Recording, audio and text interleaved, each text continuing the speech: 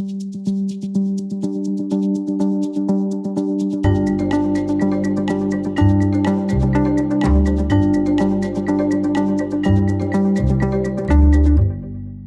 everybody. Welcome to the Our Wildlives podcast. I'm Ed Arnett. And I'm Katie Perkins, and we're your co-hosts for this show. Each week, we'll bring you compelling stories and entertaining discussions with real wildlife professionals and students, the people that are on the front lines of conservation every day. But first, we thought we should tell you a little bit about who we are. So Ed, why don't you tell us about the history of the Wildlife Society? Well, Katie, I think to tell the history of the Wildlife Society, we kind of need to go back to the beginning of the profession. And this all started out in about the mid to late 1920s when Aldo Leopold, one of our founders and a very key figure in conservation, even today, started lecturing with, this emerging concept of wildlife management to some of his colleagues and peers. And what resulted from that was a request from the colleagues to put together what is now known as the first policy on wildlife management. At that time, the discussion centered largely on game management. That policy came out in 1930. Leopold chaired a committee with other colleagues, and they wrote the first American game policy. Not so long after that, Aldo Leopold became the first professor of game management at the University of Wisconsin. So this was really the birth of the profession that we now know as wildlife management. And Leopold, of course, is a key figure in conservation. He's a key figure for us, being a founder. He was also our third president, but our highest, most distinguished award, the Aldo Leopold Memorial Award, obviously bears his name. So Leopold and colleagues at that time, largely living in the Midwestern states, they were contemplating a need for a professional organization. We have this emerging discipline called wildlife management. We're starting to gather information, and they also were contemplating the need of a journal where they could publish all this information. So in 1936, at the very first, what's called the North American Wildlife Conference, and it was held in Washington, D.C., Leopold and others brought forth this idea to a larger audience of conservationists, and that formed the Society of Wildlife Specialists. The very next year, in 1937, the second annual conference of the North American Wildlife Conference, we changed the name to the Wildlife Society, and it's stuck ever since. What also spawned that year was the Journal of Wildlife Management, and that's our flagship scientific journal. And we started publishing all this new information that was coming out. So fast forward to today, the Wildlife Society is now the largest society of wildlife professionals. We've been holding steady over the past several years at over 10,000 members, up to around 11,000. We've got 8 sections that are geographically located across North America, 1 in Canada and 7 in the United States, that represent kind of our voting districts regionally. And then state chapters and provincial chapters, we have 56 of those across U.S., Canada, and Mexico. And importantly, this is really key, over 150 student chapters. These folks represent the next generation, and we've got student chapters at universities all over the country. We keep adding them seemingly every year. More and more interest by our young professionals.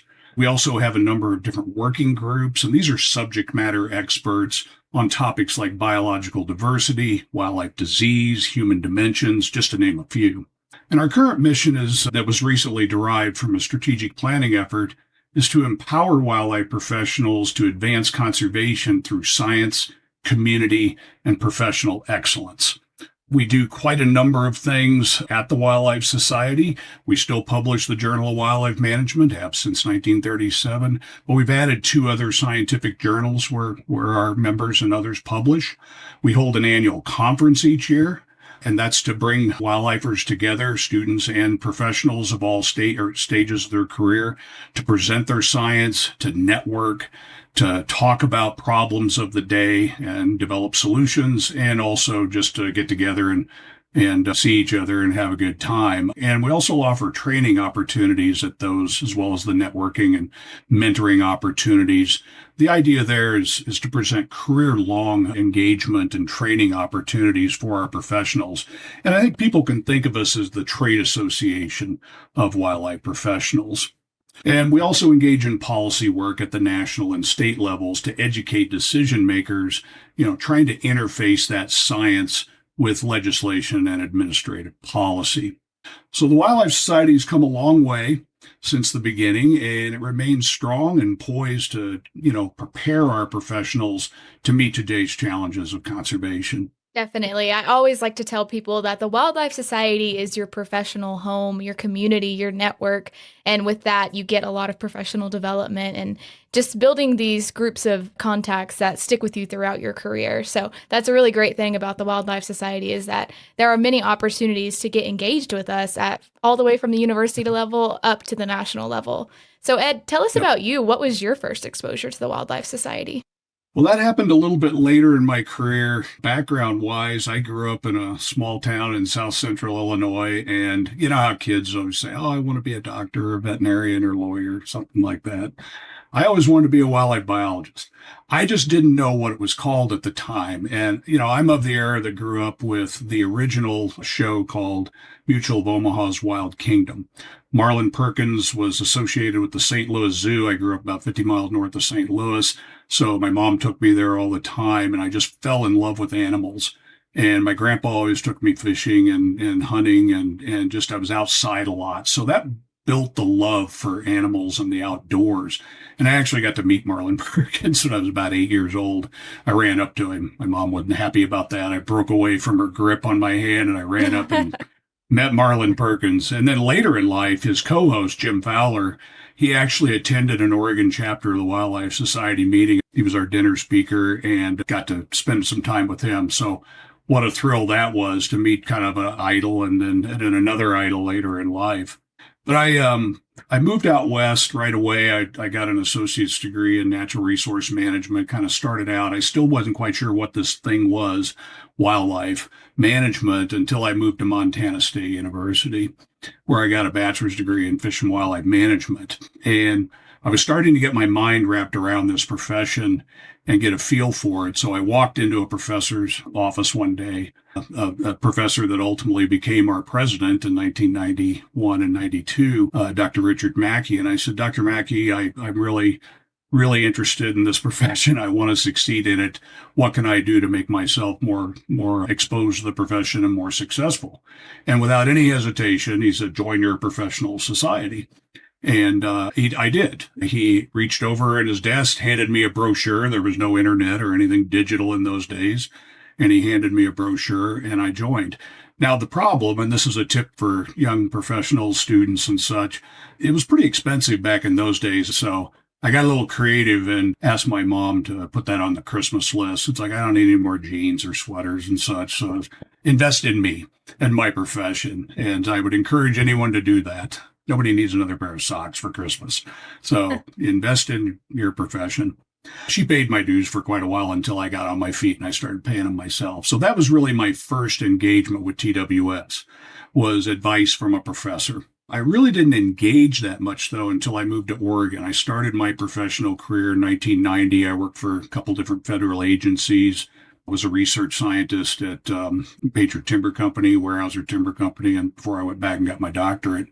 The interesting thing was the very first thing that literally almost right out of the gate, when I moved to Oregon, I was engaged with people in the Wildlife Society, and the first annual meeting I went to in the Oregon chapter, I just watched those professionals, and they just inspired me to engage. You realize very quickly when you join Wildlife Society, whether it's at the headquarters level or all the way down to a state chapter, that this is a network of professionals. It's a family almost, and that's what's so important to me about it. But I went on to serve in the Oregon chapter with the board of directors for 9 years, including a term as president, and ultimately became CEO. And it's kind of a ultimate pinnacle of my career to be leading this organization after starting as just a member, as a student so long ago. And it's been very rewarding, and the Wildlife Society has been extremely important in my professional development, but also personal growth as well. I think anybody that engages with TWS, whether you're a public citizen and just want to visit our website and watch some of your great video work, or listen to these podcasts, or, read our articles, or some of our professionals, that are just dabbling around whether to join or not. I can assure you it pays dividends that you can't even fathom until you're immersed in it. It's that network, that collegial interaction, and a group of people you can relate to and work with and solve problems. And we know we've got a lot of conservation problems, so we need to work together. That's what the strength of that Wildlife Society network really manifests with our professionals. Definitely. I always have really admired all the different kinds of groups that you can get involved with at TWS at the national level and at the lower levels as well. Is there really is a space for everyone. Like you said, our working groups, if you're into wildlife diseases or conservation dogs or something like that. But we also have these communities out in the field for our LGBTQIA community, our women of wildlife community. There's so many different options to find a spot in a group of people who you really connect with and can learn from and grow your network that way. Well, Katie, you're fairly new to the Wildlife Society, and I'm so glad you saw our announcement. Katie is our digital content manager, a fairly new position. We'd always had social media presence and such, but now we have a dedicated person to doing this digital work for us. What excited you about the Wildlife Society when you kind of saw that? I know you've had some level of engagement with TWS before this, but what excited you about coming to work for us? And tell us a little bit about your background and what you're bringing to TWS. Yeah, so I had my first engagement with the idea of wildlife conservation and stewardship when I was in high school, or when I was in eighth grade, actually, all the way back then. And I went to these camps called Texas Brigades. They're a youth leadership program in Texas, where I'm from. And I walked away from that first week. I was at the cattle one, so I was learning all about native plants and grasses and cattle production and things like that. And I mean, my eyes were blown open to a whole new world that I didn't know existed. And that was such a turning point in my life where I kind of really saw a path forward for myself in working for wildlife and conservation and stewardship. But, that week didn't tell me how I was going to end up in that field. So as I progressed through my high school years and entered into college, I came in thinking that I was going to be a traditional wildlife biologist. Took a couple classes, realized I was not very good at doing the science, but I was really good at talking about the science. So I switched to a communications major and still have that minor in natural resource management from Texas Tech University. And, from there, I had a lot of opportunities to do field-based storytelling, which just really further solidified that I love to work outdoors. I love to be, connecting with stories and places and people. And so when I saw this job opportunity for the Wildlife Society, I knew in my heart of hearts that it was for me and that I had to really give it a go. And so sent my application in, was so nervous for weeks, had our interviews, and I just really connected with you and the whole team. And so I'm glad that in the end, I ended up getting this position. And it's been an amazing year so far of meeting our members and telling our stories and trying out new things like this podcast and video production and things of that nature. So it's a little bit about my background. But Ed, the idea for this podcast was actually your brainchild. So why don't you tell us kind of why you thought that TWS needed a podcast and needed a platform to share our members' stories like this? Yeah, I certainly won't claim it as the original idea of mine for TWS. There have been a number of members that I think have talked about it for a while. And I was certainly privy to the need. I basically have done podcasts in the past. I listen to them, of course, but I've never really thought that much in any other job that I've had about starting one. And it just seemed like an obvious fit. It's a super saturated market, right? There's a lot. In fact, we had a hard time finding a name for our podcast because there's so many wildlife related podcasts. I think we landed on a perfect one.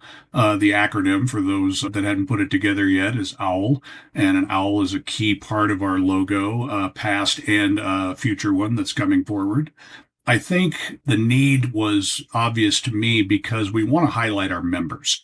I wanted to bring opportunities to highlight our member research, the management efforts they're working on, and get that more out into the public. These are people, as you mentioned early on, they're right on the front lines of conservation, science, and actually managing our populations and, dealing with some of these huge challenges like climate change, invasive species, wildlife disease, all these things that we have challenging us every day. We want to tell those stories. And I saw a podcast as an opportunity. Not everybody listens to podcasts, but it's a great venue, and many, many people do, to get our stories of the Wildlife Society out to the public and to our members and highlight their work. Definitely. Yep. So, Katie, you're bringing all the communications kind of talent to us, and I couldn't have done this without you, obviously, and it was a huge factor in bringing you on. Tell me what your vision is for the podcast, and what excites you about all of our efforts that we've been putting together to roll this thing out. Well, Ed, I always like to tell scientists when they're nervous about talking to me about things like this, it's that your science isn't completed until it's communicated. And so for me, that's the Yeah. biggest, hope and goal for this is giving our members this platform to share their science, to get it out there, to show the impact of all the, years and years of work that they do on these specific species or habitats. And, a lot of times, especially in today's age, it's becoming harder and harder to trust what you see and what you hear. And so we want to give our members a place where they can be a trusted source for the public. So not only is this show for our members and wildlife professionals, but it's for the public to learn more about their natural areas and, their wildlife that they live around and what it really means to do science-based conservation. And so I think that's what just gets me the most excited about this show is just getting so many awesome stories out there able to be heard. Well, folks, now you know a little bit more about Katie and I and some of our background and a good bit more about the Wildlife Society. So be sure to join us each week and you'll hear from wildlife professionals, students, and some key players in conservation and science as we tell their stories and the stories of wildlife and conservation. Every wildlife has a story and we're here to tell it. Thanks for listening to the Our Wildlives podcast brought to you by the Wildlife Society. We'll see you next week.